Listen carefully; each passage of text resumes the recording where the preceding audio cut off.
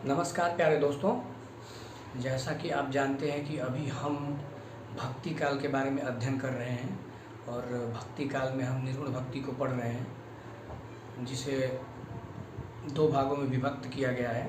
रामचंद्र शुक्ल ने इसे दो भागों में विभक्त किया है, ज्ञानाश्रय शाखा और प्रेमाश्रय शाखा। ज्ञानाश्रय शाखा के जो प्रमुख कवि रहे हैं वह कबीरदास जी हैं। बड़े ही प्यारे कवि हैं, बड़े ही आक्रोशित कवि के रूप में भी जाने जाते हैं, लेकिन मेरे लिए तो श्रद्धेय हैं। और दूसरा प्रेमाश्रय शाखा के प्रमुख कवि जो हैं वो मलिक मोहम्मद जायसी जी हैं, जिन्होंने पद्मावत की रचना की। तो हम चलिए सबसे पहले हम ज्ञानाश्रय शाखा के बारे में ही अध्ययन करते हैं। और इससे पिछली वीडियो में भी मैंने कुछ हद तक आपको संक्षेप में उन सभी का थोड़ा बहुत परिचय मैंने बताया था, और किन किन विद्वानों ने ज्ञानाश्रय शाखा के बारे में, भक्ति काल के बारे में क्या क्या कहा है, क्या क्या विचार प्रकट किए हैं, वो मैंने आपके समक्ष प्रस्तुत किया था। तो चलिए फिर हम आगे क्लास की तरफ बढ़ते हैं। हाँ, एक और बात मैं कहना चाहूँगा, थोड़ा प्लीज़ आप लोग ध्यान से सुनिएगा।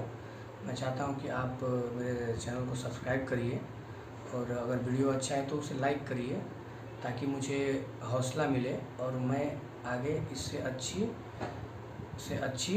वीडियो बना सकूं और आपके समक्ष प्रस्तुत कर सकूं, ताकि आप इसका लाभ उठा सकें। और आप नेट के एग्ज़ाम आप दे भी रहे हैं, तो नेट के एग्ज़ाम में आपके लिए यह लाभकारी हो, मेरी ये कामना है और मेरी ये कोशिश भी है। तो प्लीज़ आप चैनल को ज़रूर सब्सक्राइब करिए। मुझे यह भी एक प्रकार से फीडबैक भी मिलेगा ना कि चलिए मेरा वीडियो बनाना सार्थक रहा। तो इसी मैं उम्मीद से आपके समक्ष यह बात रख रहा हूँ। चलिए फिर ठीक है, हम लोग चलते हैं क्लास की तरफ, ज़्यादा समय जाया ना करते हुए क्लास की तरफ चलते हैं।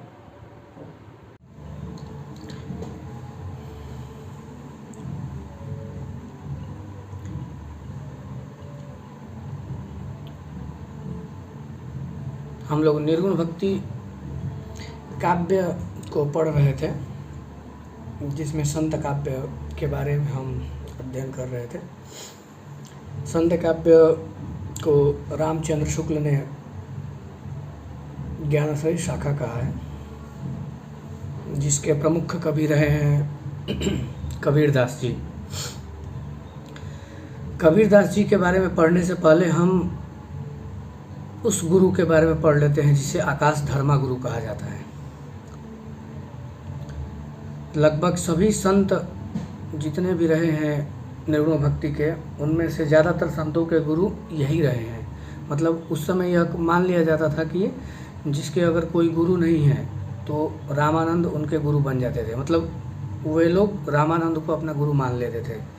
तो हम पहले रामानंद के बारे में जान लेते हैं, रामानंद जी के बारे में।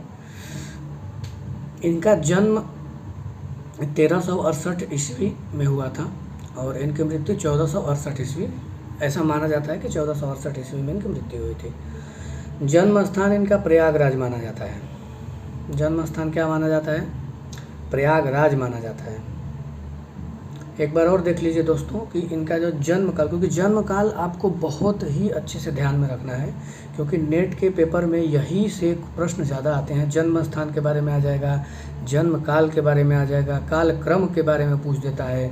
रामानंद दे देगा, कबीरदास दे देगा, फिर तुलसीदास दे देगा, फिर उसी में बाबा लाल दे देगा, सुंदरदास दे देगा, ऐसे करके क्रम आ जाते हैं और उन क्रमों को व्यवस्थित ढंग से आपको बनाना रहता है। और ऐसे 4 ऑप्शन आते हैं, और अगर आप उनके जन्म काल के बारे में अगर अच्छे से जानते रहेंगे तो आप उत्तर अवश्य दे देंगे।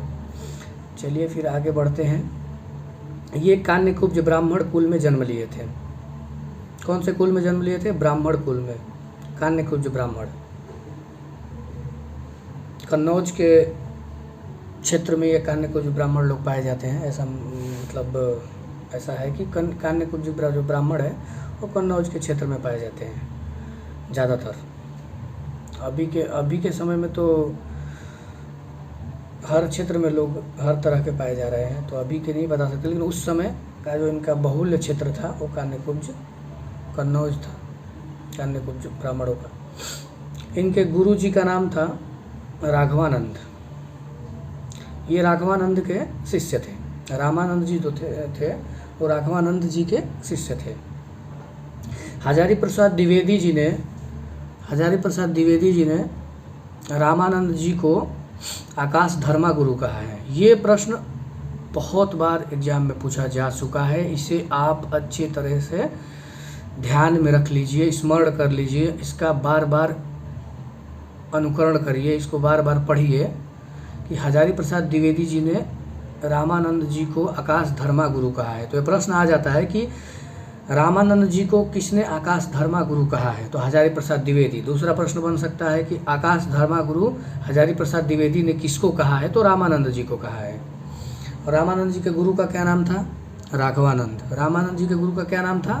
एक बार और मैं बोल दे रहा हूँ, रामानंद जी के गुरु का नाम राघवानंद था। राघवानंद ने उत्तर भारत में राम भक्ति का प्रवर्तन किया। देखा जाए तो राघवानंद ने उत्तर भारत में राम भक्ति का प्रवर्तन किया, लेकिन इसका प्रचार प्रसार और इसे प्रतिष्ठित करने का कार्य रामानंद जी ने किया। राघवानंद ने उत्तर भारत में राम भक्ति का प्रवर्तन किया, तो इसे प्रसारित और प्रतिष्ठित करने का जो कार्य है वो रामानंद जी ने किया। रामानंद ने रामवत संप्रदाय की स्थापना की।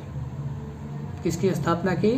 रामानंद ने रामवत संप्रदाय की स्थापना की। प्रश्न में आ सकता है कि रामवत संप्रदाय की स्थापना किसने की? तो रामानंद जी ने की। किसने की? रामानंद जी ने। इस संप्रदाय के लोगों को बैरागी के नाम से जाना जाता है। इस संप्रदाय के लोगों को बैरागी के नाम से जाना जाता था। प्रश्न ये भी आ सकता है कि किस संप्रदाय के लोगों को बैरागी के नाम से जाना जाता था? तो रामानंद के रामवत संप्रदाय को। रामवत संप्रदाय में विष्णु जी के स्थान पर भगवान राम की और माता लक्ष्मी के स्थान पर सीता जी की पूजा की जाती है।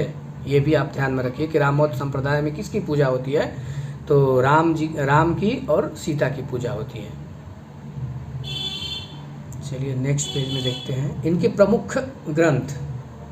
इनके कुछ प्रमुख ग्रंथ हैं जिसे रामचंद्र शुक्ल जी ने अपने किताब में स्थान दिया है। अन्य विद्वानों ने भी अपने ग्रंथों में इसे स्थान दिया है। प्रमुख इनके ग्रंथ जो हैं उसमें से वैष्णव मताब्ज भास्कर।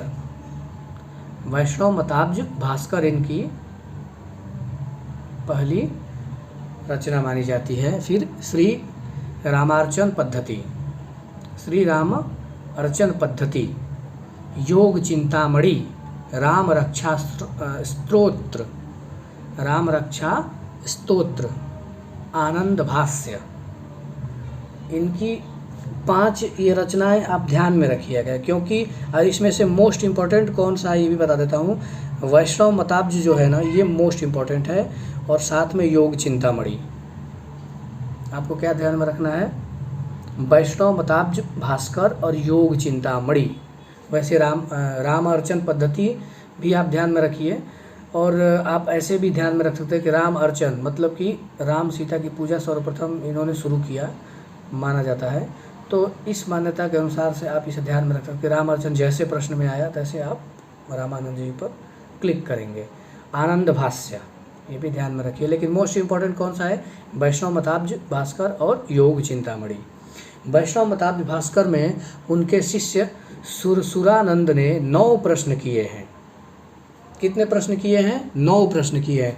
देखिए आज के समय जो एग्ज़ाम में प्रश्न पूछे जा रहे हैं उसमें कुछ भी आ सकता है, इसीलिए आप हर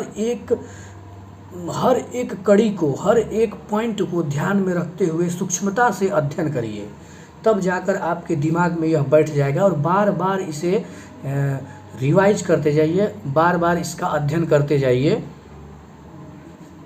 क्योंकि मैंने भी जब इसकी तैयारी शुरू की थी और जब मैं इसके अच्छे से नोट्स बना लिए थे तब इसका मैं खूब रिवाइज करता रहा। और रिवाइज करने से एक फ़ायदा होता है कि आपके दिमाग में वो चीज़ें बैठ जाती हैं कि आपको कैसे कभी जब प्रश्न इससे संबंधित पूछे जाएंगे तो आपके कैसे दिमाग में ये क्लिक होगा, कैसे आपके दिमाग में यह अचेतन से चेतन अवस्था में आएगा, ये आपको मदद दिलाता है इस प्रक्रिया को पूरा करने में। चलिए तो हम एक बार इसको और देख लेते हैं कि वैष्णव मताब्ज भास्कर में उनके शिष्य सुरसुरानंद ने 9 प्रश्न किए हैं। इसके उत्तर में राम तारक मंत्र की विस्तृत व्याख्या किया उन्होंने, मतलब इसका जो उत्तर उन्होंने दिया वो राम तारक मंत्र के रूप में दिया। कैसे दिया उन्होंने कि वैष्णव मताब्ज भास्कर में उनके शिष्य सुरसुरानंद ने 9 प्रश्न किए, तो उसके उत्तर में उन्होंने राम तारक मंत्र की विस्तृत व्याख्या के रूप में उन्होंने अपने शिष्य को जवाब दिया है। रामानंद के प्रमुख शिष्यों के बारे में जान लेते हैं। इनके प्रमुख 12 शिष्य माने गए हैं। अनंतानंद, सुखानंद, सुरसुरानंद, नरहरानंद, भावानंद, पीपा, कबीर दास सेन, उसके बाद फिर धन्ना, रैदास, पद्मावती, फिर सुरसरी। तो आप इसे ऐसे याद रख सकते हैं, अनंता सुख, सुरसुरानंद, नरहारे, भावना पीके, रोया कबीर, सेना धन रैदास के पास, पद्मावती और सुर, पद्मावती और सुर रैदास के पास, या फिर रैदास के पास पद्मावती और सुर। ऐसे आप याद रख सकते हैं कि मतलब रैदास के पास पद्मावत और सुर। कबीरदास सेना धन रैदास के पास, पद्मावत और सुरसुरी। ऐसा करके आप इसको याद रख सकते हैं कि अनंतानंद सुख, सुरसुरा नरहारे, भावना पी के, रोया कबीर, सेना धन रविदास के पास, उसके बाद फिर पद्मावती के पास, पद्मावत के पास सुर। ऐसे मतलब कि पद्मावती जो है तो एक स्त्री है, तो उसका सुर भी सुंदर होगा। तो इस तरह से आप इसे याद रख सकते हैं, क्योंकि क्रम जब पूछेगा ना तो आप इसे इस तरीके से याद रखेंगे जैसे मैंने इसको बताया, तो उस तरीके से आप याद रखेंगे तो आपको क्रम वाइज ध्यान में आता जाएगा। जैसे इस जितने भी ये इसमें जितने भी संत लोग हैं, जितने भी इनके शिष्य हैं, इन शिष्यों को अगर एक पंक्ति के रूप में आप याद रख लेंगे ट्रिक के माध्यम से, तो आप जैसे ही क्रम आएगा वैसे आप उस पंक्ति को जैसे पढ़ेंगे फट से आपको क्लिक होता जाएगा और आप सही ऑप्शन पे क्लिक कर देंगे। तो हम एक बार और इसे देख लेते हैं कि इसे हम किस ट्रिक के माध्यम से याद रख सकते हैं। अनंत सुख पाके सुरसुरा नरहारे, भावना पी के रोया कबीर, सेना धन रैदास के पास, सुर है पद्मावती के पास। ठीक है, आप ये ट्रिक को याद रख लीजिएगा। अनंत सुख सुरसुरा नरहारे, भावना पी के रोया कबीर, सेना धन रैदास के पास, सुर है पद्मावती के पास। ठीक है, आप इस ट्रिक से इसे अच्छे से याद रख सकते हैं, क्योंकि मैंने इसी ट्रिक से इसे याद रखा है। आपको रामानंद के जो 12 शिष्य हैं माने गए हैं, उनको आप इस ट्रिक के माध्यम से याद रख सकते हैं।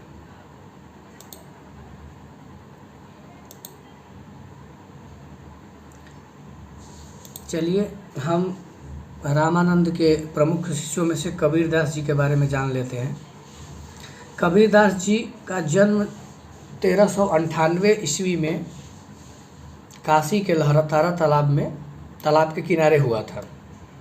ऐसा मान्यता है कि काशी के लहरतारा तालाब के किनारे इन्हें नीरू और नीमा नामक 2 दंपति ने इन्हें पाया था और इनका पालन पोषण उन्होंने ही किया। इनके 2 संतान हुए, कमाल और कमाली। इनके 2 संतान हुए, कमाल और कमाली। रामानंद जी इनके गुरु थे। वैसे रामानंद जी ने इन्हें अपना गुरु नहीं स्वीकार किया है, ऐसा मिलता है कि ग्रंथों में, किताबों में, कि रामानंद जी ने इन्हें अपना गुरु नहीं स्वीकार किया था। कबीरदास जी इनको अपना गुरु मानते थे, क्योंकि एक घटना का जिक्र मैं करता हूँ कि कबीरदास जी एक बार इनके पास गए कि आप मुझे गुरु के रूप में स्वीकार कर लीजिए, लेकिन रामानंद जी ने इनको गुरु शिष्य स्वीकार करने से मना कर दिया। तब इनको बहुत निराशा हुई और ये फिर सोचने लगे कि कैसे मैं रामानंद जी का शिष्य बनूं। तो फिर इन्हें पता चला कि रामानंद जी सुबह सुबह रोज़ गंगा घाट पे जाते हैं और वहाँ पर गंगा जी में स्नान करते हैं और फिर पूजा पाठ भगवान की वंदना करते हैं। तो उन्होंने सोचा कि क्यों ना मैं वहीं पर उनसे निवेदन करूं। तो देखिए उन्होंने क्या कार्य किया। वहाँ पे जो गंगा घाट की जो सीढ़ियाँ है उसके नीचे सीढ़ियों के पे जाके लेट गए वो, और फिर जब सुबह में रामानंद जी आए तो सीढ़ियों पर जब चलते जा रहे थे, सीढ़ियों के मदद से जब नीचे उतर रहे थे गंगा नदी के तट पे पहुंचने के लिए, तो इनका पैर कबीरदास जी के शरीर पर पड़ जाता है। तब उनके मुख से हे राम निकल जाता है। तो ऐसा कहा जाता है कि वही राम जो मंत्र उनके मुख से निकला, उसी मंत्र को वे आत्मसात कर लिए कबीरदास जी, और इसी मंत्र को ये गुरु मंत्र समझकर आजीवन इस मंत्र का उच्चारण करने लगे, स्मरण करने लगे और खुद को रामानंद जी का शिष्य समझने लगे। लेकिन ऐसा कहा जाता है कि कबीरदास जी रामानंद जी के तो शिष्य थे ही, लेकिन मुसलमान जो लोग थे, जो मुस्लिम समुदाय थे, वे लोग रामानंद जी को इनका गुरु नहीं स्वीकार करते हैं। वे लोग सूफ़ी फ़कीर शेख तकी को इनका गुरु मानते हैं। सूफ़ी फ़कीर शेख तकी जो थे उनको इनका गुरु मानते हैं। ऐसा यह भी कहा जाता है कि कबीरदास जी ज़्यादा क्या पढ़े लिखे ही नहीं थे, क्योंकि उनकी एक पंक्ति है, मसी कागद तो छुओ नहीं कलम गयो नहीं हाथ। मसी कागद तो छुओ नहीं कलम गई नहीं हाथ। मतलब उनका कहना है कि उन्होंने कभी कागज़ और कलम को कभी अपने हाथ से छुआ भी नहीं है। मतलब कि वे कभी पढ़े लिखे नहीं थे, वे केवल लोगों की सुनी बातों से या फिर खुद के स्मरण से जितने भी उनके पास ज्ञान थे वो ज्ञान अर्जित किए थे। और ऐसा आश्चर्य होता है सुनने पर कि जो व्यक्ति कभी पढ़ा लिखा नहीं, वो व्यक्ति इतना ज्ञान कैसे अर्जित कर सकता है। ये भी मतलब आश्चर्य करने वाली बात है कि सोचने पर विचार कर देता है। यह बात जब हम पढ़ते हैं, इस चीज़ के बारे में जानते हैं, जब कबीरदास जी के बारे में अध्ययन करते हैं, तो यह थोड़ी सी मन में खटकती है कि कैसे एक व्यक्ति जो पढ़ा लिखा नहीं है और वह इतने सारे ज्ञान का स्वामी है।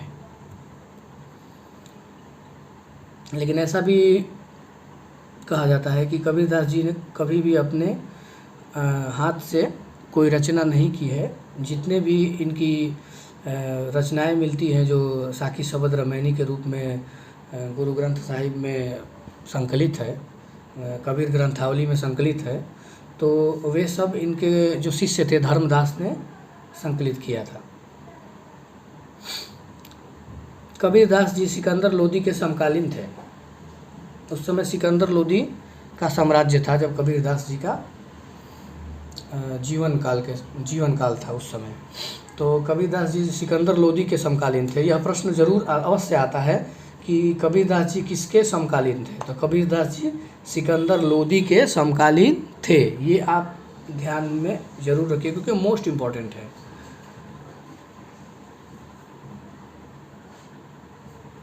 और इनके मृत्यु के बारे में थोड़ा सा मैं बता दूं कि इनकी मृत्यु को लेकर भी बहुत सारी बातें लिखी हुई हैं, जिनमें से एक बात यह है कि ऐसा लोगों की उस समय मान्यता थी कि अगर काशी में आपकी मृत्यु होती है तो आप स्वर्ग जाएंगे, और अगर मगहर में आपकी मृत्यु होती है तो आप नरक में जाएंगे।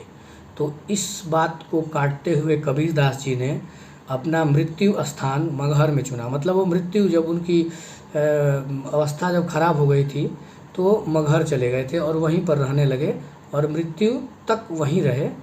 तो उन्होंने समाज में जो अंधविश्वास फैला हुआ था उसको उन्होंने तोड़ने का काम किया। कबीरदास जी के जो धर्मदास शिष्य थे वे इनकी रचनाओं को 3 भागों में विभक्त किए हैं। रमैनी, शबद, साखी।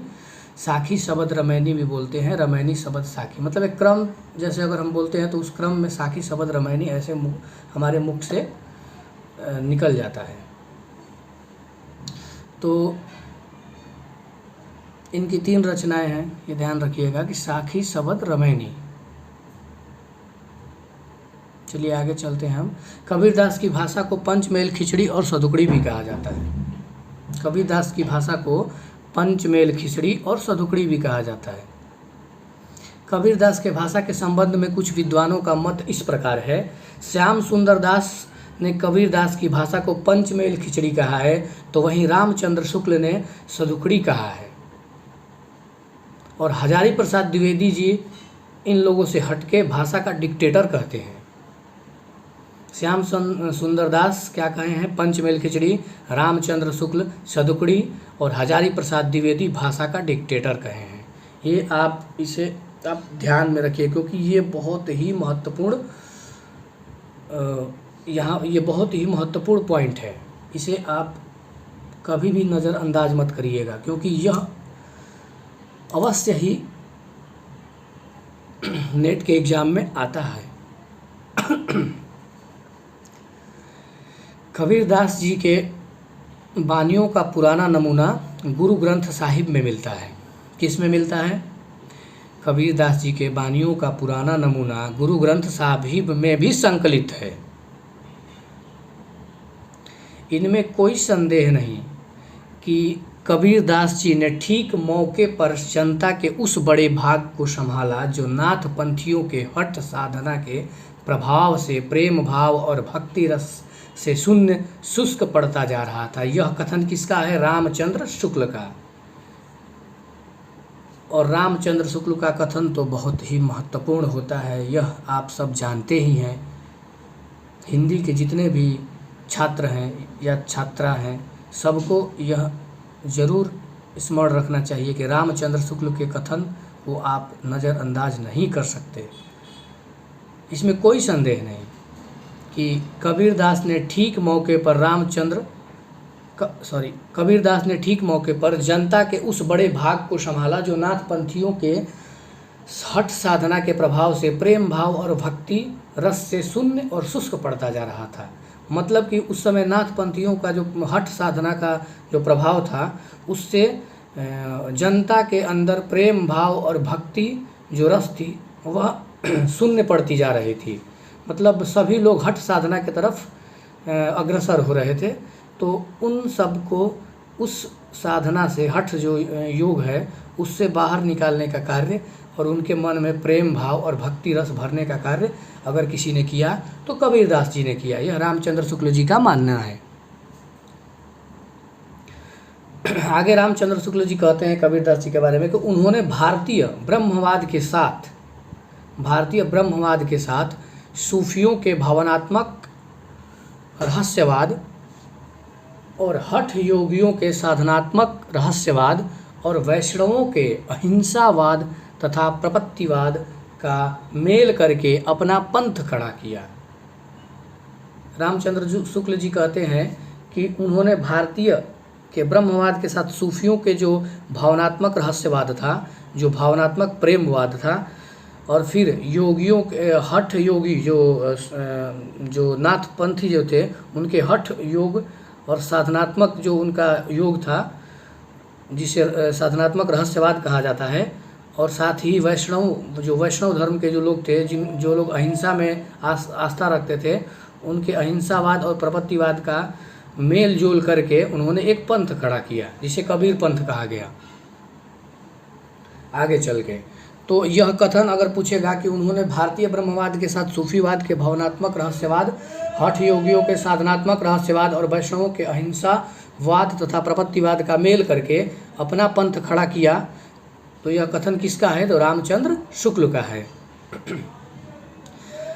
एक और कथन है रामचंद्र शुक्ल जी का, उनके भाषा के बारे में और उनके विद्वता के बारे में इन्होंने ये प्रशंसा करते हुए कहते हैं कि भाषा बहुत ही परिष्कृत और परिमार्जित न होने पर भी कबीरदास जी की युक्तियों में कहीं ना कहीं विलक्षण प्रभाव और चमत्कार है। प्रतिभा उनमें प्रखर थी, इसमें कोई संदेह नहीं है।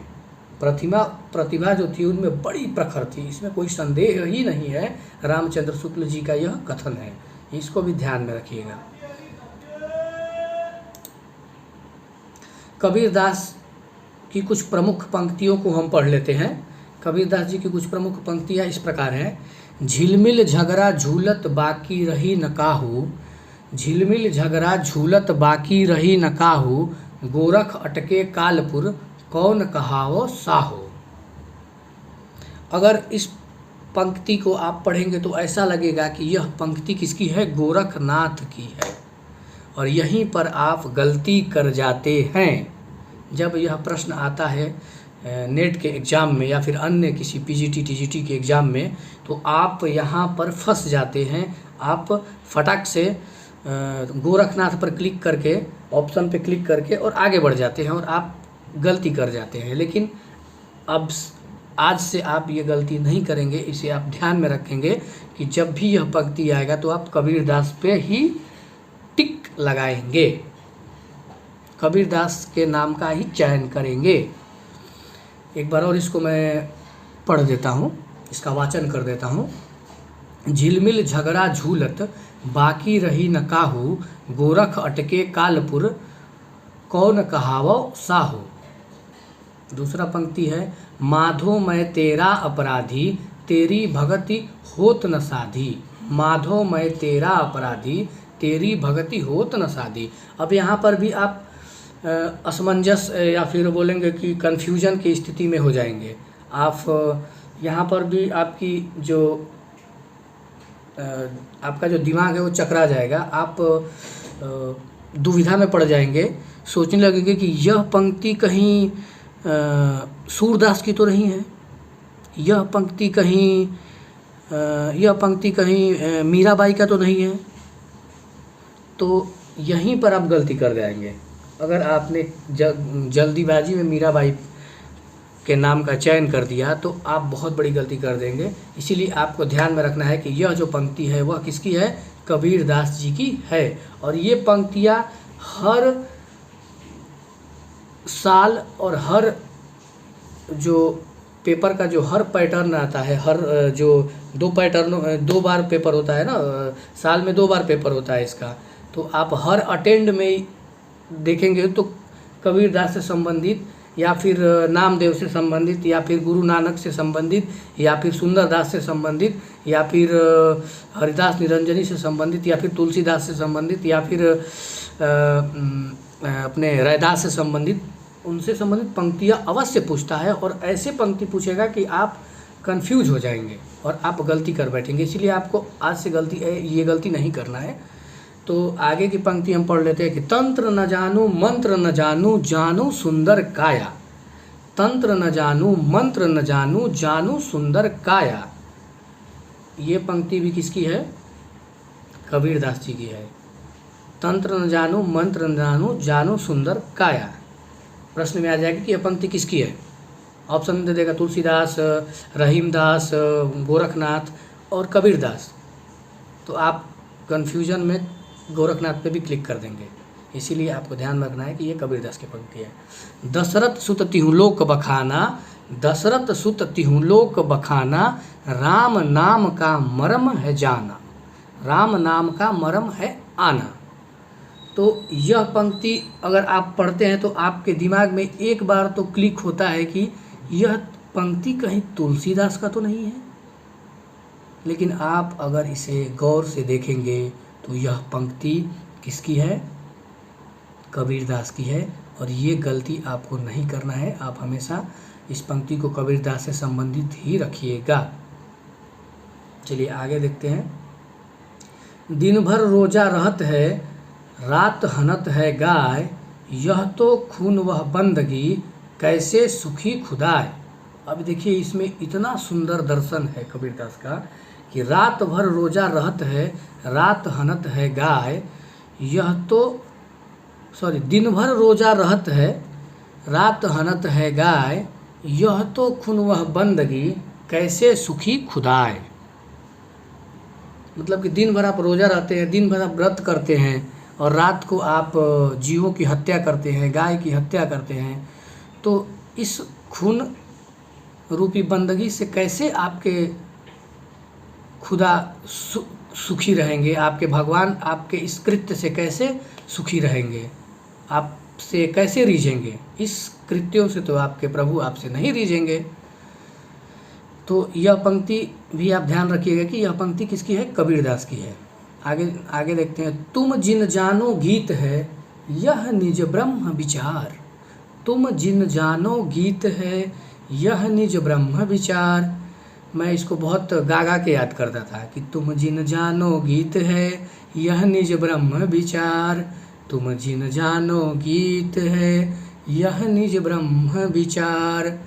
तो मैं इसे इस लय में याद रखता था, तो जैसे ये पंक्ति आती थी या फिर आएगी तो मुझे दिमाग में क्लिक हो जाता है कि ये पंक्ति किसकी है, कबीरदास की है।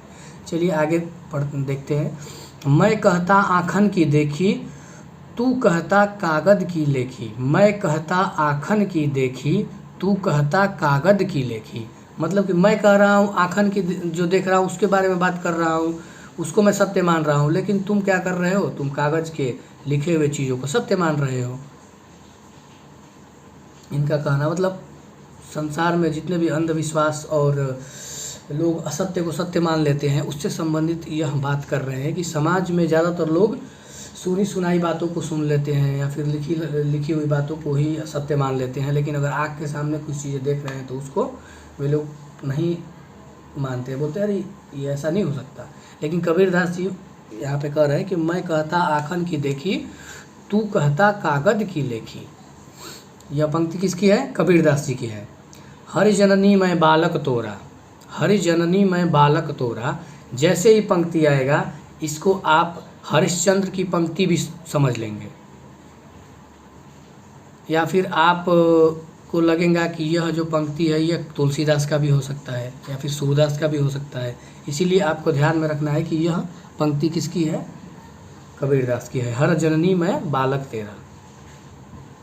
सद्गुरु हमसे रीझ कर कहा एक प्रसंग, बादर बरसा प्रेम का भीग गया सब अंग, भीज गया सब अंग। सद्गुरु हमसे रीझ कर कहा एक प्रसंग, बादर बरसा प्रेम का भीज गया सब अंग। तो यह पंक्ति किसकी है, यह पंक्ति है कबीरदास की। यह जैसे पंक्ति आएगी आप कबीरदास पे क्लिक करिएगा। यह बहुत ही महत्वपूर्ण पंक्ति है, ये बहुत बार एग्जाम में पूछा जा चुका है। हरि मोरा पीऊ, हरि मोरा पीऊ, मैं हरि की बहुरिया। मतलब यहाँ कह रहे हैं कि हरि मेरे प्रिय हैं, पति हैं, और मैं हरि की बहुरिया हूँ। तो आप कबीरदास के बारे में अगर पढ़ेंगे और उनके विचारों के बारे में पढ़ेंगे और उनकी ईश्वर भक्ति के बारे में पढ़ेंगे तो वह हमेशा भगवान को अपना पति मानते हैं और खुद को भगवान के पत्नी के रूप में प्रस्तुत करते हैं। आगे की पंक्ति, माया महा ठगनी हम जानी। ये भी पंक्ति किसकी है, माया महा ठगनी हम जानी। यह पंक्ति किसकी है, कबीरदास की है। जाति न पूछो साधु की, पूछ लीजिए ज्ञान। यह पंक्ति इतनी अद्भुत है, बताइए कि जाति न पूछो साधु की, मतलब कि साधु मतलब गुरु। गुरु की कोई जाति नहीं होती है। अगर गुरु अच्छा ज्ञान दे रहा है तो उसे आपको ले लेना चाहिए। उसका शिष्य बनने में आपको कोई शर्म नहीं आनी चाहिए। आप उसका शिष्य सहर्ष स्वीकार कर सकते हैं, शिष्यता। आप उसके ज्ञान का आप बोलेंगे कि उसके ज्ञान को आप आत्मसात कर सकते हैं। तो जाति न पूछो साधु की, पूछ लीजिए ज्ञान। यह पंक्ति किसकी है, कबीरदास की है। क्योंकि वैसे भी साधु की और साधु संतों की और गुरु की कोई जाति नहीं होती है। उनके ज्ञान से आपका परिचय होना चाहिए, उसके ज्ञान से आपको मतलब होना चाहिए। और गुरु को भगवान भी कहा गया है, तो गुरु और भगवान की कोई जाति नहीं होती है। लेकिन आज के समाज में यही उल्टा हो रहा है कि जाति के हिसाब से लोगों को पसंद किया जा रहा है, जाति के हिसाब से लोगों को गुरु बनाया जा रहा है और जाति के हिसाब से लोगों को प्रताड़ित किया जा रहा है। चलिए आगे हम देखते हैं, ये विषय कुछ अलग हो जाएगा। मोरी चुनरी में लग गयो दाग पिया, मोरी चुनरी में लग गयो दाग पिया, यह पंक्ति किसकी है? कबीरदास की है।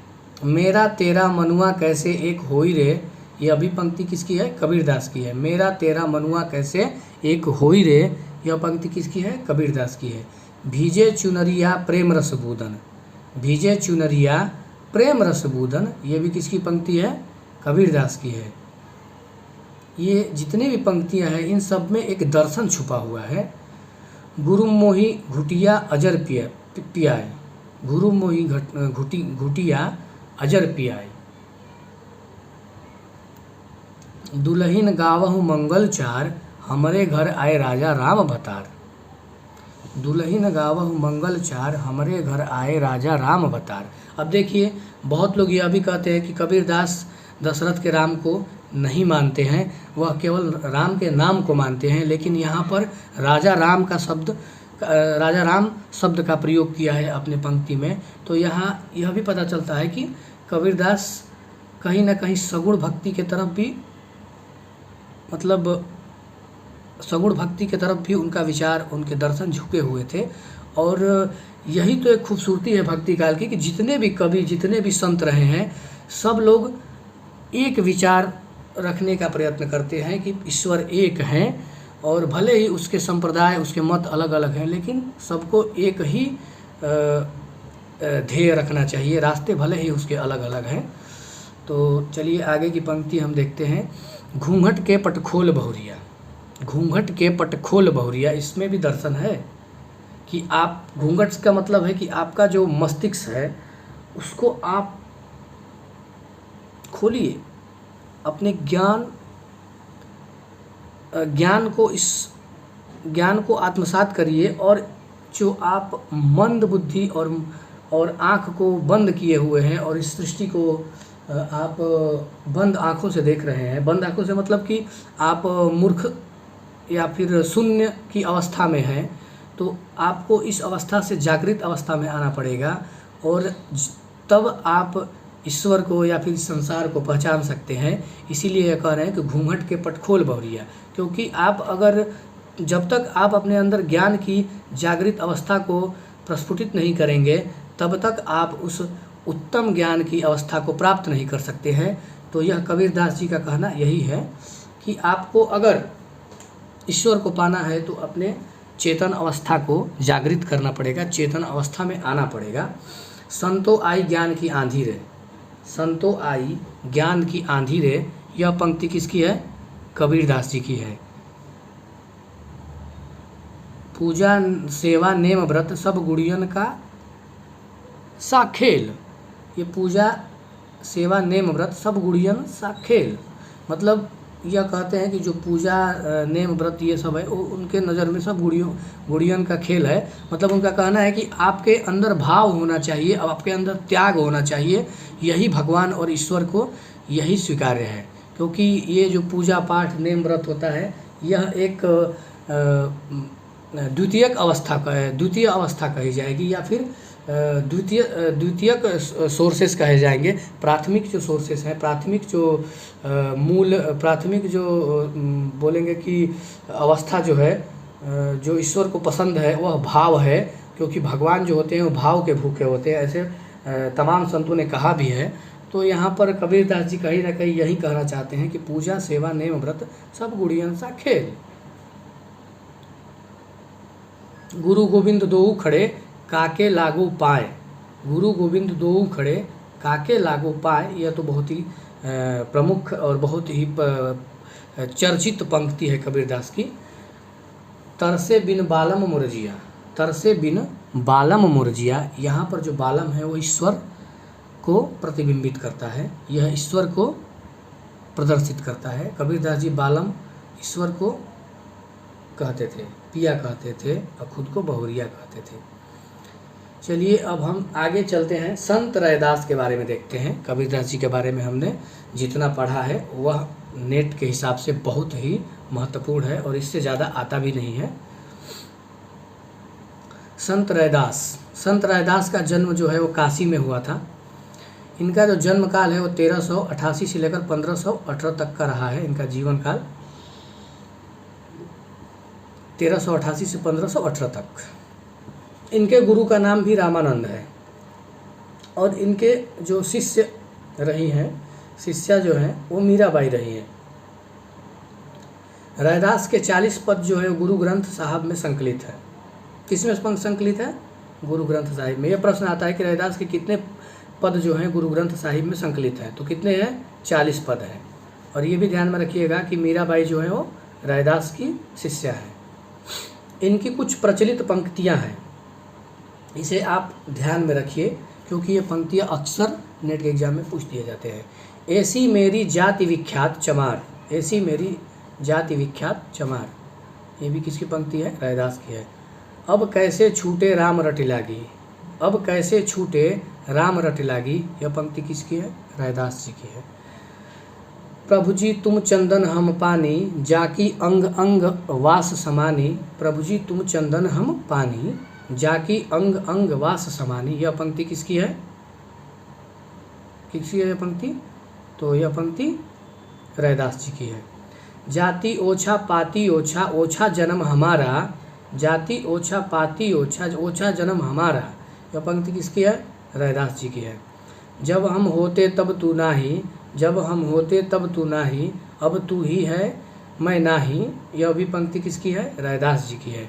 आप गलती से इसे कबीरदास की पंक्ति समझकर चयन करके और आ जाएंगे और आपका जो आंसर है वो गलत हो जाएगा। इसीलिए आप इसे ध्यान में रखिएगा कि यह जो पंक्ति किसकी है? यह रैदास जी की है। मन चंगा तो कठौती में गंगा, मन चंगा तो कठौती में गंगा, यह बहुत ही प्रचलित पंक्ति है रैदास जी की।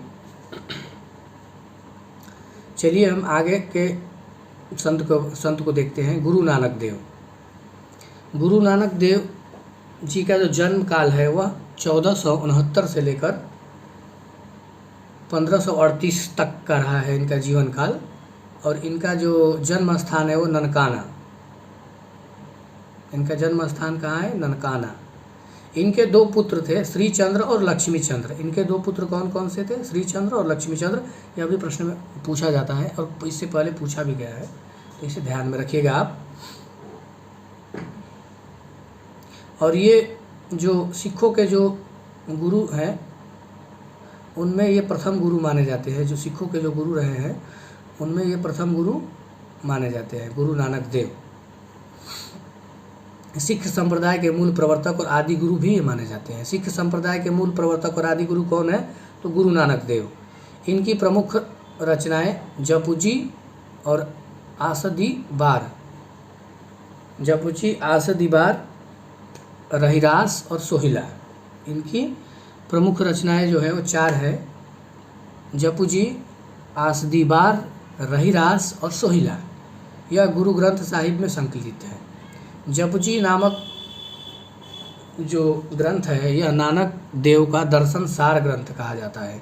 जपुजी जो है वो नानक देव का दर्शन सार रहा है, मतलब कि नानक जी का दर्शन का जो सार है वह कौन सा ग्रंथ है? तो वो ग्रंथ है जपुजी। यह आप ध्यान में रखिएगा कि जपुजी नाम आप ध्यान में रखिएगा कि नानक दर्शन का सार है, मतलब नानक जी का दर्शन सार कौन सी रचना है उनकी? तो जपुजी है। नसीहतनामा नानक देव की महत्वपूर्ण रचना रही है। आपै जाने आपै देखई, आखई सी भी केई, जिसनो बख्शै सेफती, सालह नानक पातिशाही पातिशाहू। ये किसकी पंक्ति है? तो ये गुरु नानक देव की पंक्ति है। आगे जो संत हैं उनका नाम है हरिदास निरंजनी। अभी आप ध्यान में रखें कि हम जितने भी संतों को पढ़ रहे हैं यह सब निर्गुण भक्ति धारा के संत हैं और निर्गुण भक्ति धारा में ज्ञानश्री शाखा के ये लोग संत कहे जाते हैं। तो इसे आप जरूर ध्यान में रखें, भूलिएगा मत ये बात को। हरिदास निरंजनी जी का जो जन्म है वो 1455 में हुआ। स्थान जो रहा वो ढिड़वाड़, स्थान ढिड़वाड़, जो कि निमाड़ क्षेत्र में है। तो इनका जो जन्म स्थान है वो ढिड़वाड़ का वाड़ है। ठीक है। हरिनारायण जो रहे हैं, ये हरिनारायण इनके नारायण दास और रूपदास इनके 2 शिष्य भी रहे हैं। तो पुरोहित हरिनारायण शर्मा ने सुंदर ग्रंथावली की भूमिका में लिखा है कि पहले, मतलब इनके गुरु के बारे में मैं आपको बता रहा हूँ कि पुरोहित हरिनारायण ने सुंदर ग्रंथावली में की भूमिका में बताया है कि पहले हरिदास जी प्रागदास के शिष्य हुए थे, प्रागदास के शिष्य हुए, फिर बाद में दादू के हुए, फिर बाद में कबीर पंथ और गोरख पंथ में दीक्षित हुए। तो लेकिन प्रश्न जो पूछा जाता है वो ज़्यादातर प्रागदास से संबंधित ही पूछा जाए कि हरिदास के शिष्य कौन है, तो प्रागदास है। ठीक है। यह अगर प्रश्न आएगा कि वह किस पंथ से वह दीक्षित हुए थे, तो कबीर पंथ और गोरख पंथ, ये भी ध्यान में रखिएगा आप बात को कि कबीर पंथ और गोरख पंथ। निरंजनी संप्रदाय के प्रवर्तक इनको कहा जाता है, जो कि उड़ीसा में बहुत ही प्रचलित हुआ। यह जो निरंजनी संप्रदाय उड़ीसा में प्रचलित हुआ था, इसके प्रवर्तक कौन है? हरिदास निरंजनी। इनके 2 शिष्य हुए, नारायण दास और रूपदास। इनकी रचनाएं जो है उसको हम देख लेते हैं।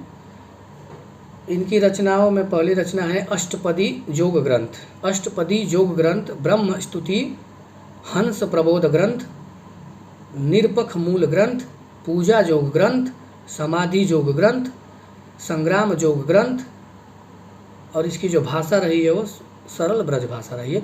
तो आप इनके रचनाओं को ऐसे ध्यान में रख सकते हैं कि जैसे ही ग्रंथ मतलब कि जब आया तो उसे समझ जाइए कि वो किसकी रचना है, हरिदास निरंजनी की है। जैसे अष्टपदी योग ग्रंथ हो गया, ब्रह्म स्तुति हो गया।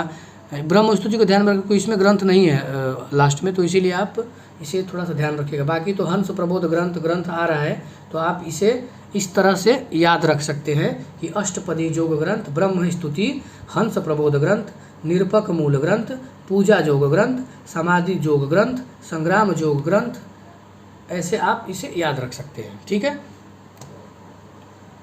इनकी एक बहुत ही प्रचलित पंक्ति है, गुणग्राही गोविंद गुण गाव, गुणग्राही गोविंद गुण गाव, भजी भजी राम परम पद पाव।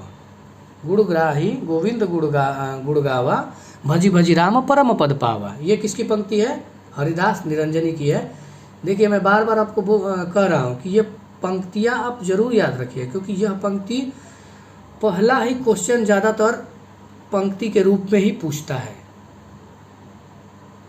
जो नेट के जो एग्ज़ाम जब आप देने जाएंगे तो आप हिंदी का जो पेपर, जैसे ही सेकेंड पेपर आपके सामने आएगा, तो ज़्यादातर जो प्रथम जो प्रश्न होता है वह किसी न किसी संत के पंक्तियों का ही रूप में, किसी न किसी संत के पंक्ति का ही रूप होता है। तो इसीलिए आप इसे ध्यान में रखिए। चलिए हम संत सिंगा जी के बारे में जान लेते हैं। संत सिंगा जी का जो जन्म काल रहा है वह, थोड़ा सा इसको हम बड़ा कर देते हैं क्योंकि आप लोगों को स्पष्ट दिखाई नहीं दे रहा होगा, क्षमा चाहूँगा कि थोड़ा यह, इसको हम फॉन्ट को बड़ा कर देते हैं।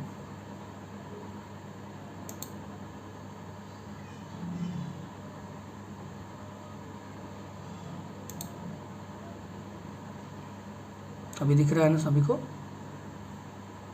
ठीक है।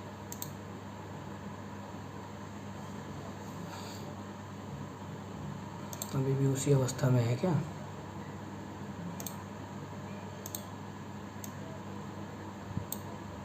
क्या करेंगे, खुद ही सेटिंग करना पड़ता है। तो ये अभी ठीक है, नहीं हो रहा है। चलिए ठीक है, आगे बढ़ते हैं। इनका जो जन्म काल रहा है 1519, संत सिंगा जी का जन्म काल क्या रहा है? 1519 से 1659 तक। 1659 में इनकी मृत्यु हो जाती है, 1519 में इनका जन्म रहा है। इनका जन्म स्थान जो है खजूर, मध्य प्रदेश। जन्म स्थान और जन्म काल आप अवश्य याद रखिएगा, मैं बार बार आपको स्मरण करा रहा हूँ।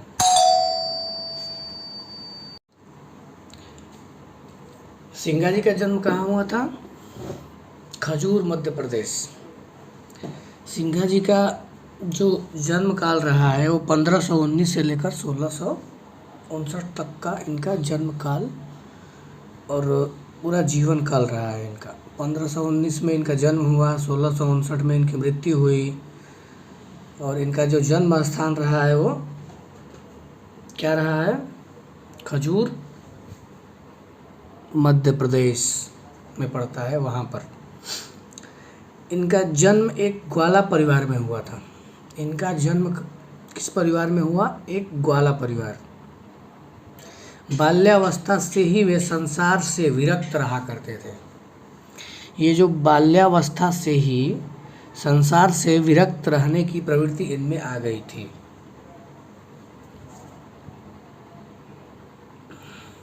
और आगे जो मैं बता रहा हूँ इसे आप ध्यान से रखिए, ध्यान से अध्ययन करिए और पढ़िएगा। इनको निमाड़ का कबीरदास कहा जाता है। यह प्रश्न आ सकता है कि किस संत को निमाड़ का कबीरदास कहा जाता है? तो संत सिंगा जी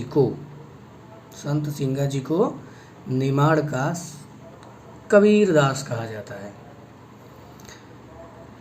चलिए, संत सिंगा जी के एक प्रचलित पंक्ति है, उसको पढ़ लेते हैं, क्योंकि प्रचलित पंक्तियाँ अक्सर हमारे नीट के एग्ज़ाम में आ ही जाता है और प्रथम प्रश्न ही पंक्ति से ही आता है। जल विच कमल कमल विच कलिया, जल विच कमल कमल विच कलिया, जह वसुदेव अविनाशी, धर्मे गंगा, धर नहीं है, घर होगा, यहाँ पर गलत टाइपिंग हो गया है। घर में गंगा घर में जमुना, नहीं द्वारिका काशी। इसको हम करेक्ट कर देते हैं।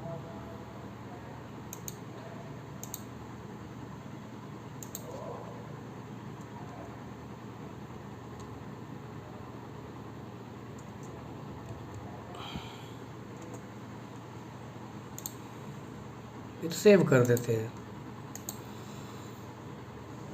जल विच कमल कमल विच कलिया, यहाँ कालिया हो गया है,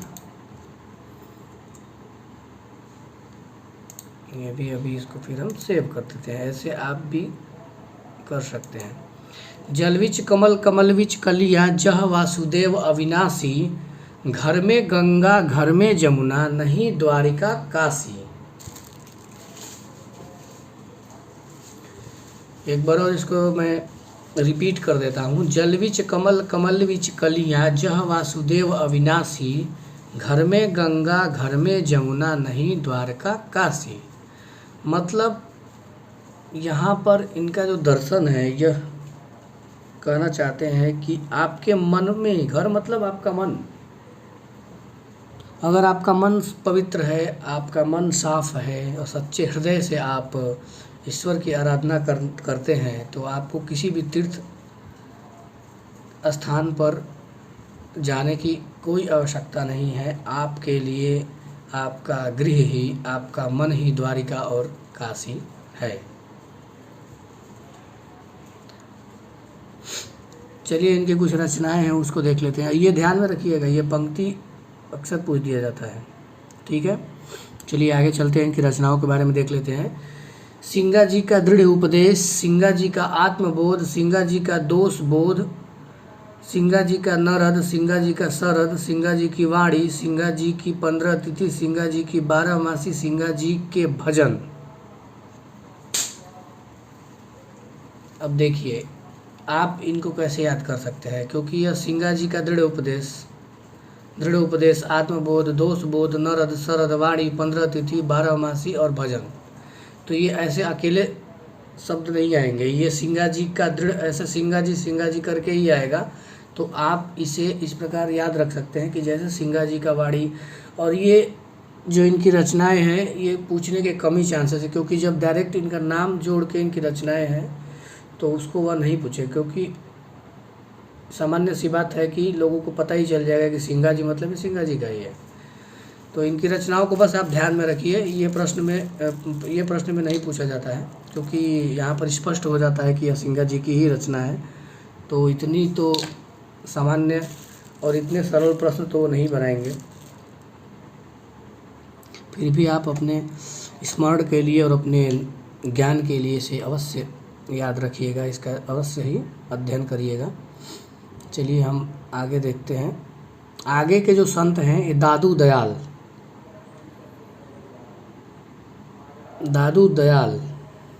कौन से संत हैं?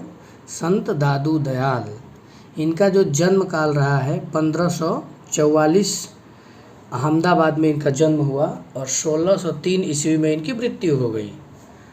ये अहमदाबाद में जन्म लिए 1544 ईस्वी में। इनके गुरु का नाम वृद्ध भगवान था। दादू पंथ के प्रवर्तक दादू दयाल।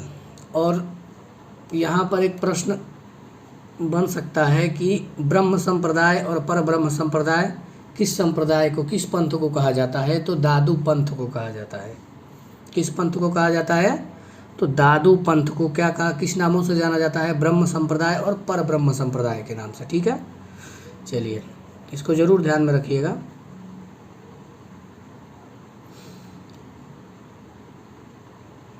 इनके 4 शिष्य हुए। दादू दयाल के कितने शिष्य हुए? दादू दयाल के 4 शिष्य हुए। रज्जब, सुंदरदास, प्रागदास और जनगोपाल। रज्जब, सुंदरदास, प्रागदास और जनगोपाल। ये प्रागदास वही हैं जो हरिदास जो निरंजनी है, हरिदास निरंजनी, जैसे यहाँ पर ये देखिए हरिदास निरंजनी के गुरु प्रागदास, तो ये वही प्रागदास है। ठीक है, ये वही प्रागदास है। प्रागदास, जनगोपाल, इनके 4 शिष्य हुए। रज्जब, सुंदरदास, मोस्ट इम्पॉर्टेंट है रज्जब और सुंदरदास। ठीक है, मोस्ट इम्पॉर्टेंट कौन है? रज्जब और सुंदरदास, क्योंकि आगे इनको भी हम पढ़ने वाले हैं। तो सुंदरदास और रज्जब और प्रागदास और जनगोपाल, इनके 4 शिष्य हुए।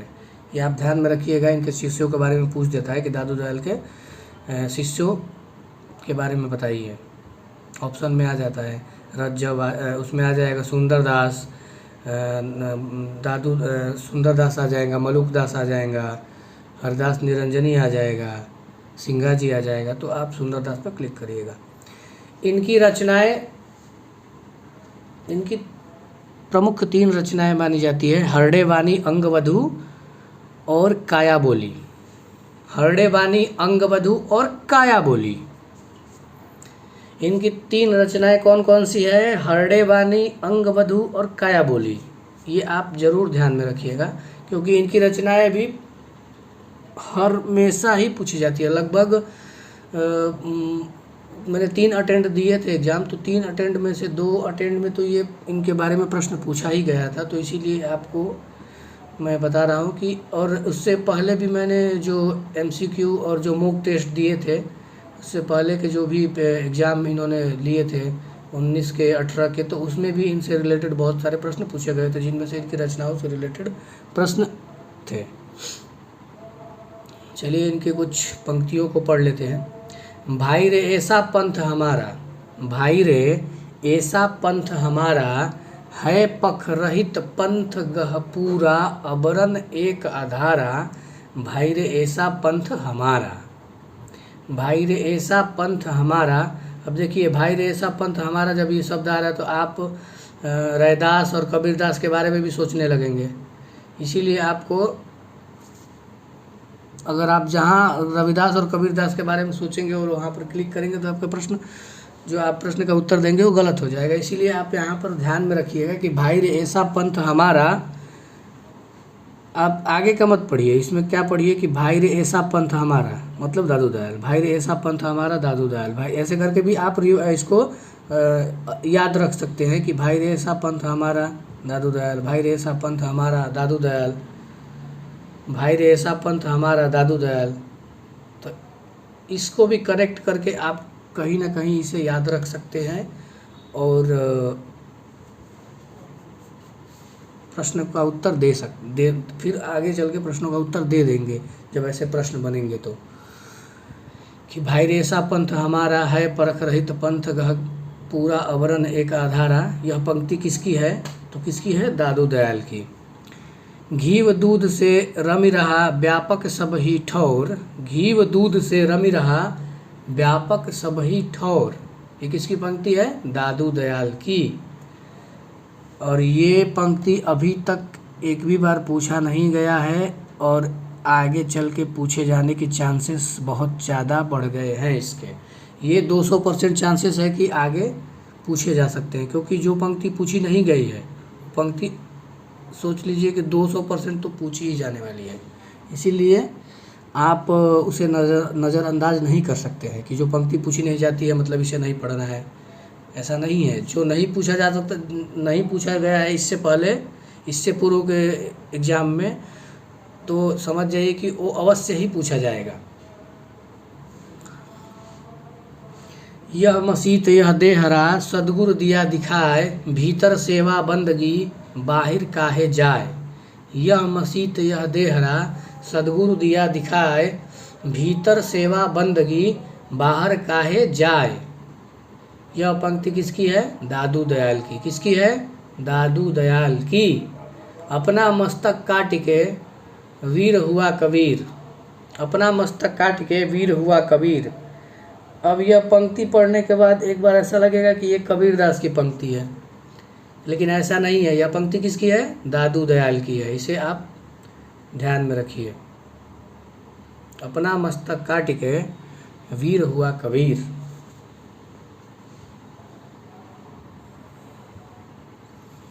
हम लोग कुछ छोड़ रहे हैं। अच्छा, हम संत लाल दास के बारे में नहीं पढ़े क्या? डायरेक्ट दादू दयाल पे आ गए। चलिए लाल दास के बारे में पढ़ लेते हैं। लाल दास का जो जन्म काल रहा है 1540 और 1648 में इनकी मृत्यु, मतलब इनका जीवन काल 1540 से लेकर 1648 के बीच का रहा है।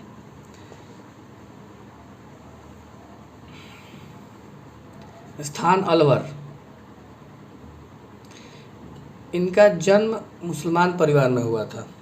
इनका जन्म कहाँ हुआ था? मुसलमान परिवार में हुआ था।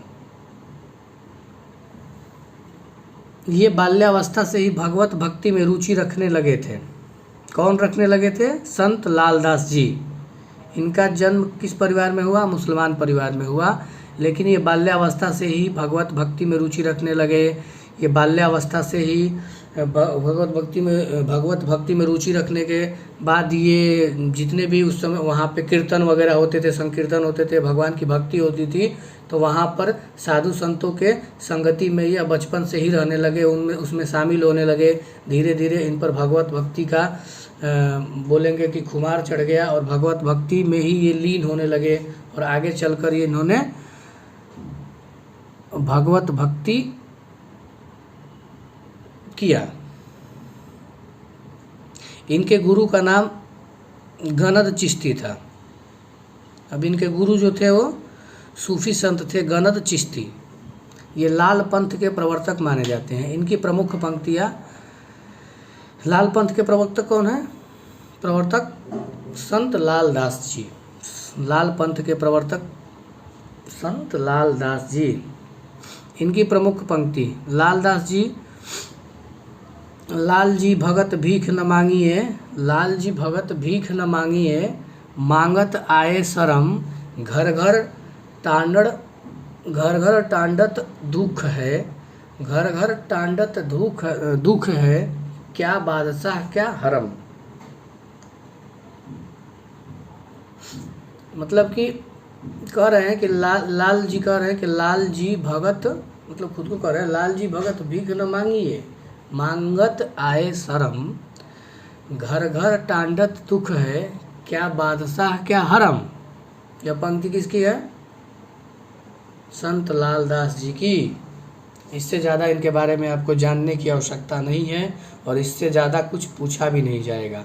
बस इनका जन्म स्थान पूछ दिया जाएगा, उसके बाद फिर इनका प्रवर्तक का नाम पूछ दिया जाएगा, फिर इनकी पंक्ति पूछी जा सकती है। तो पंक्ति में तो कोई चांस ही नहीं है पूछने का, मुझे जहाँ तक लग रहा है, क्योंकि पहले ही इनका नाम का जिक्र दे दिया है। तो वह लोग मतलब फिर यह पंक्ति पूछी नहीं जाएगी। तो चलिए हम आगे बढ़ते हैं। हमने दादू दयाल को देख लिया, अभी हम मलुकदास के बारे में पढ़ लेते हैं। मलुकदास जी थोड़े प्रचलित संत रहे हैं। इनका जन्म 1574 में हुआ। स्थान इलाहाबाद, जिसे अभी प्रयागराज के नाम से हम जानते हैं। 1682 में इनकी मृत्यु हो गई। गुरु का नाम पुरुषोत्तम। इनके जन्म काल को ध्यान में रखिएगा, 1574 क्या था, 1574। इससे पहले दादू दयाल का क्या था, 1544। इससे पहले 1540 संत लालदास। ऐसे क्रम में आप याद रखेंगे। फिर 1519, फिर 1455, 1451, 51, 55, ऐसे करके भी आप इसे याद रख सकते हैं।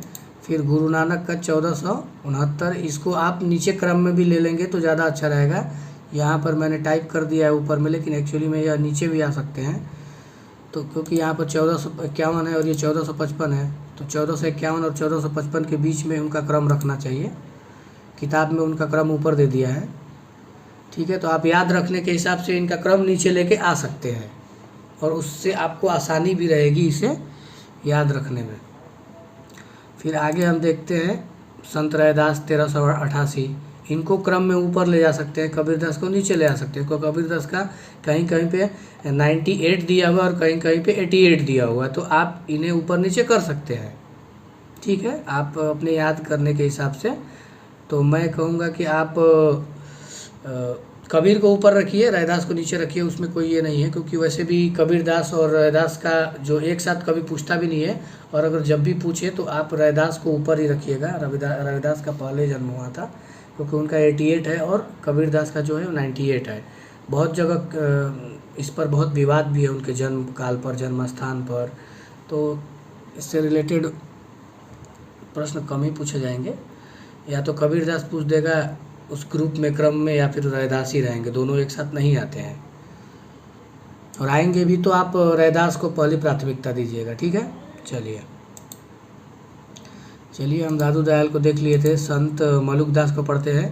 जन्म इनका हुआ था 1574 में और मृत्यु 1682 में। स्थान इलाहाबाद प्रयागराज। गुरु का नाम पुरुषोत्तम।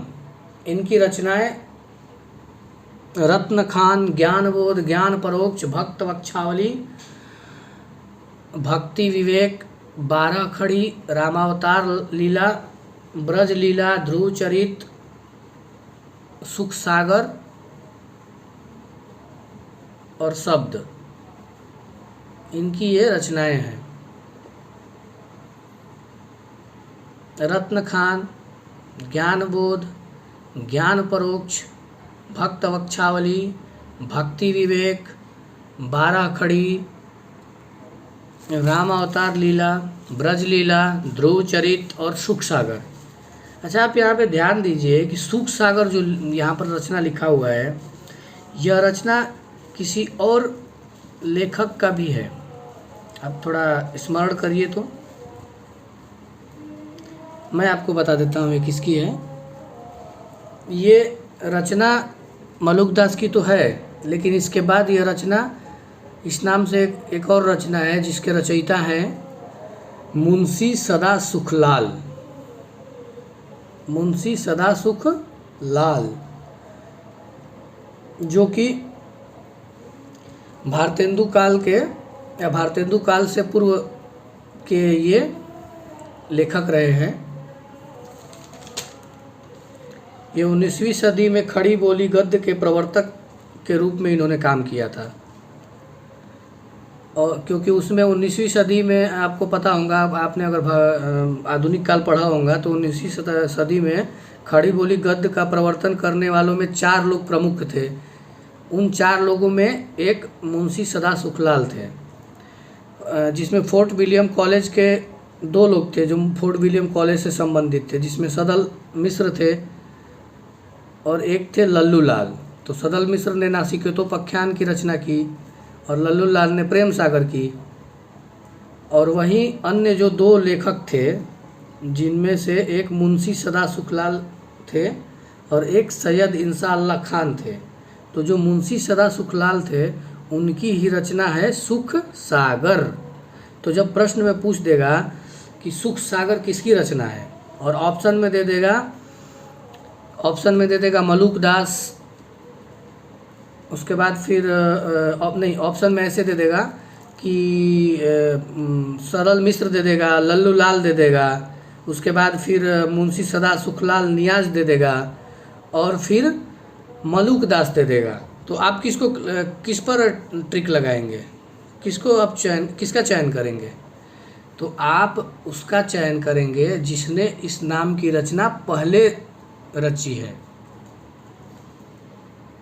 तो कौन है? मलुक दास। तो वहाँ पर अगर ऐसा प्रश्न आया तो आप मलुक दास पे ट्रिक लगाइएगा, क्योंकि अगर आपने मुंशी सदा सुखलाल पे ट्रिक लगा दिया तो आपका क्वेश्चन गलत हो जाएगा, क्योंकि इससे मुंशी सदा सुखलाल से पहले अगर किसी ने सुख सागर नाम की रचना की है तो वो कौन है? मलुक दास जी है। तो इसीलिए आप ध्यान में रखिएगा कि आपको जब ऐसे सिचुएशन में और ऐसे प्रश्न आए तो आप प्राथमिकता पहले कवि को दीजिएगा, पहले लेखक को दीजिएगा जो उस नाम से रचना किया हुआ है, ठीक है। और जब मलुक दास का ऑप्शन में रहेगा ही नहीं तो आप आराम से मुंशी सदा सुखलाल को ऑप्शन में आप उनके नाम पर आप टिक लगा सकते हैं, ठीक है। चलिए हम आगे आधुनिक काल जब पढ़ेंगे तो उसमें इन चारों लेखकों के बारे में पढ़ेंगे कि इन्होंने गद्य, खड़ी बोली गद्य में क्या योगदान दिया, कितना महानतम योगदान रहा इनका, ठीक है। चलिए तो हम आगे वापस अपने टॉपिक पे आते हैं कि सुख सागर और फिर शब्द। रत्न खान, ज्ञानबोध, ज्ञान परोक्ष, भक्त वक्षावली, भक्ति विवेक, 12 खड़ी, राम अवतार लीला, ब्रज लीला, ध्रुव चरित और सुख सागर, ये अकबर के समकालीन थे। ये अकबर के शासनकाल में भी थे या फिर ये अकबर के समकालीन थे। इनकी प्रचलित पंक्ति अजगर करे न चाकरी, पंछी करे न काम, दास मलूका कह गए सबके दाता राम।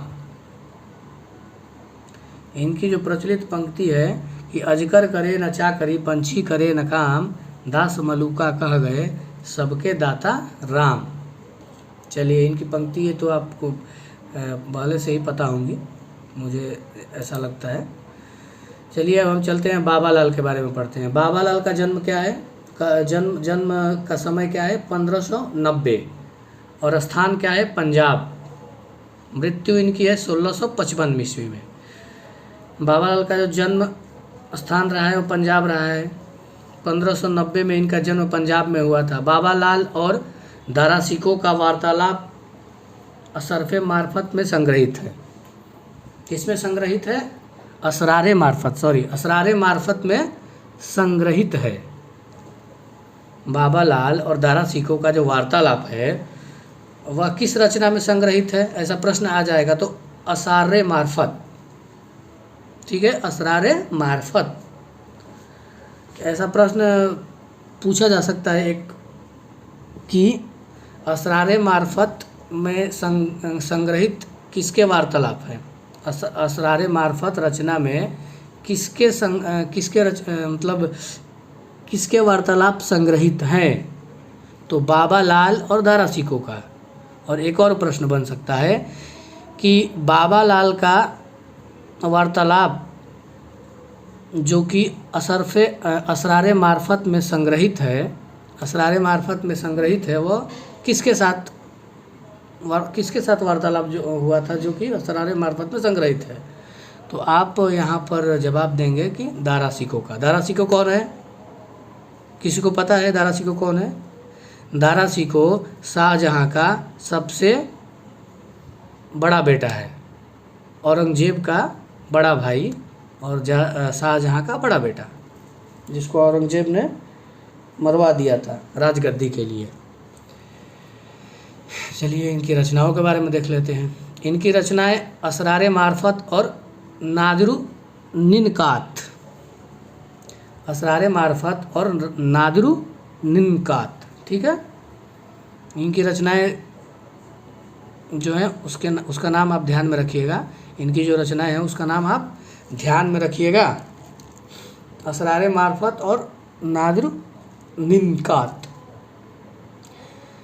चलिए अब इनकी कुछ पंक्तियों को देख लेते हैं। आशा विषय विकार की बाध्य जा संसार, लाख 84 फेर में भरमत बारंबार।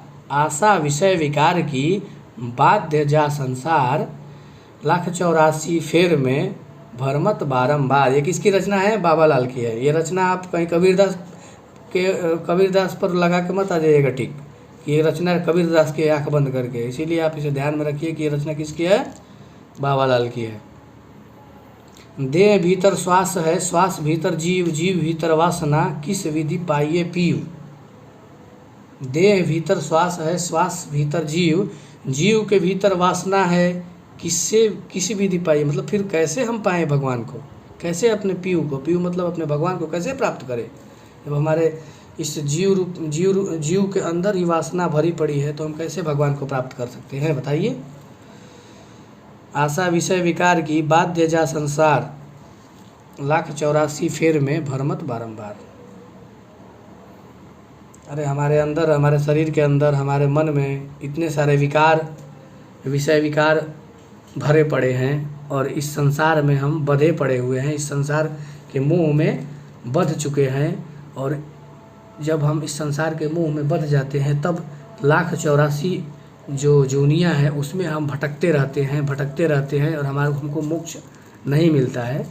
तो जब तक हम अपने अंदर से विकारों को ख़त्म नहीं करेंगे, वासनाओं को ख़त्म नहीं करेंगे, तब तक हम मोक्ष को प्राप्त नहीं कर सकते हैं, ईश्वर को प्राप्त नहीं कर सकते हैं। यह बाबा लाल का कहना है।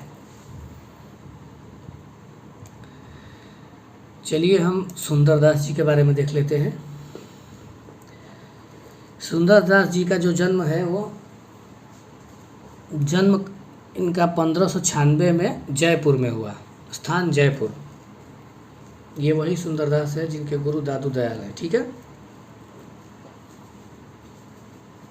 और इनकी मृत्यु 1689 में हुआ। इनकी प्रमुख रचनाएं के बारे में देख लेते हैं। ज्ञान समुद्र, सुंदर विलास, ये इनकी दो ही रचनाएं हैं, आपको ध्यान में रखना है। ज्ञान समुद्र, सुंदर विलास, ज्ञान समुद्र, सुंदर विलास। सुंदर विलास तो आपके ध्यान में, सुंदरदास का सुंदर विलास, सुंदरदास का सुंदर विलास, सुंदरदास का सुंदर विलास।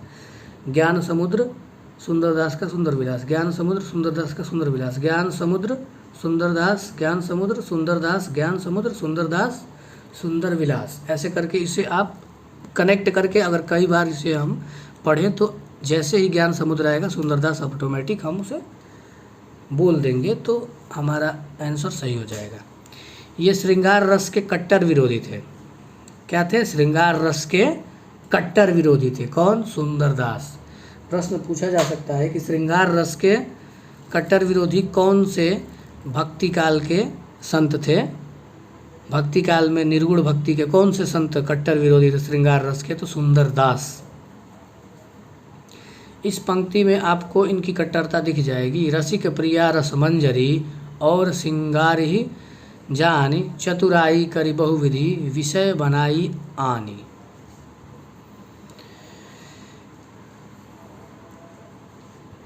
चलिए अभी तो हमने जितना पढ़ा ये हमारे लिए बहुत ही पर्याप्त है। पर्याप्त मतलब बोलेंगे कि ये हमारे लिए बहुत हो गया नेट के एग्ज़ाम के हिसाब से, क्योंकि निर्गुण भक्ति में जो संत काव्य है जिसे हम ज्ञानश्री शाखा कहते हैं, इसको तो हम पढ़ लिए। आगे हम नेक्स्ट क्लास में हम सूफीवाद को पढ़ेंगे जिसे प्रेमाश्रयी शाखा कहा जाता है।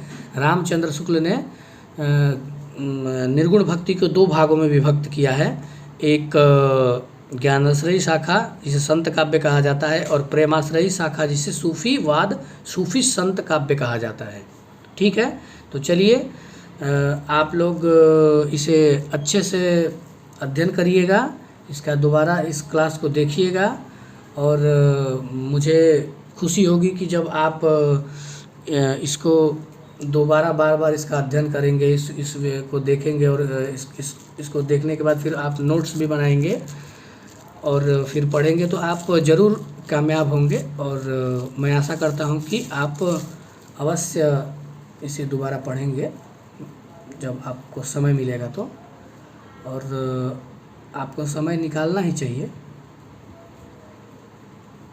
चलिए, धन्यवाद। हम अगली क्लास में मिलते हैं।